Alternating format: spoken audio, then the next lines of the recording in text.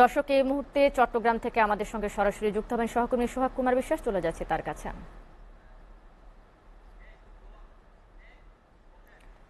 সোহাগ, যে আন্দোলন যেটি ছিল সেটি কিন্তু কোটা সংস্কার আন্দোলন। সেখানে কিন্তু এখন যারা ছাত্রলীগ নেতাকর্মী রয়েছেন তারাও কিন্তু মাঠে এখন সক্রিয় রয়েছেন, যে কারণে দফায় দফায় কিন্তু সংঘর্ষ হচ্ছে, মারামারির ঘটনা ঘটছে। আইন শৃঙ্খলা বাহিনী আসলে সংঘর্ষ দমানোর জন্য কি ধরনের চেষ্টা করছেন?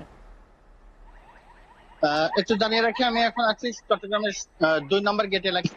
এই এলাকায় কিন্তু আজকে বিকেল 3টা থেকে কিন্তু এই কোটা পদ্ধতি সংস্কারের দাবিতে যে শিক্ষার্থীরা আন্দোলন করছে, সেই আন্দোলন সেই শিক্ষার্থীদের সমাবেশ হওয়ার কথা ছিল, কিন্তু 3টার আগেই বেলা 2টা থেকে কিন্তু ছাত্রলীগের নেতা কর্মীরা পুরো এলাকার নিয়ন্ত্রণ নেয় এবং যে নির্ধারিত সময় ছিল সেই নির্ধারিত সময়ের পরে কিন্তু কোটা সংস্কার যে আন্দোলনরত যে শিক্ষার্থীরা তারা আসতে থাকে এলাকায়, এবং এরপরে কিন্তু দুই পক্ষে দফায় দফায় সংঘর্ষে জড়ায়। এবং এই সংঘর্ষে কিন্তু পুরো 2 নম্বর গেট থেকে শুরু করে একদিকে জিইসি, একদিকে মুরাদপুর, একদিকে প্রবর্তক পর্যন্ত কিন্তু এই সংঘর্ষ ছড়িয়ে পড়ে পুরো এলাকার রণক্ষেত্রে পরিণত হয়। এবং দফায় দফায় বেলা 3টা থেকে শুরু করে এখন পর্যন্ত দফায় দফায় কিন্তু সংঘর্ষের ঘটনা ঘটেছে। এবং এখন এই 2 নম্বর গেট এলাকাটি কিন্তু ছাত্রলীগের যে নেতা কর্মীরা আছে তাদের নিয়ন্ত্রণে আছে, কিন্তু অন্যান্য যে এলাকাগুলো রয়েছে মুরাদপুর, প্রবর্তক এবং জিইসি এলাকায় কিন্তু এখন পর্যন্ত সংঘর্ষ চলছে।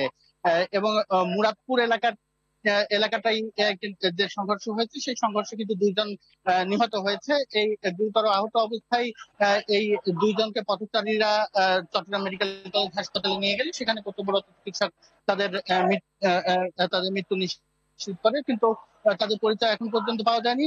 চট্টগ্রাম মেডিকেল কলেজের হাসপাতালে যে পুলিশ ফাঁড়ি আছে, সেই পুলিশ ফাঁড়ি ইনচার্জের সঙ্গে কথা হয়েছে। তারা বলছে যে একজন শিক্ষার্থী এবং অন্যজন পথচারী হিসেবে তারা প্রাথমিকভাবে ধারণা করছে। এর বাইরে এই পুরো সংঘর্ষ চলাকালীন সময় কিন্তু আইন শৃঙ্খলা রক্ষাকারী বাহিনীর পক্ষ থেকে সকাল থেকেই তারা রণসাজে সজ্জিত ছিল পুরো এলাকা নিয়ন্ত্রণের তরফে, কিন্তু সংঘর্ষের সময় কিন্তু তারা একরকম নীরব ভূমিকা পালন করেছে বলে আমরা দেখছি। তো এই সংঘর্ষ কিন্তু এখন পর্যন্ত দফায় দফায় বিভিন্ন এলাকায় চলছে, পুরো বেশ কয়েকটি পয়েন্টে ছড়িয়ে গেছে। সেই সংঘর্ষগুলো কিন্তু এখন পর্যন্ত চলমান আছে। তো এই ছিল সবশেষ। সোহাগ, আপনাকে ধন্যবাদ।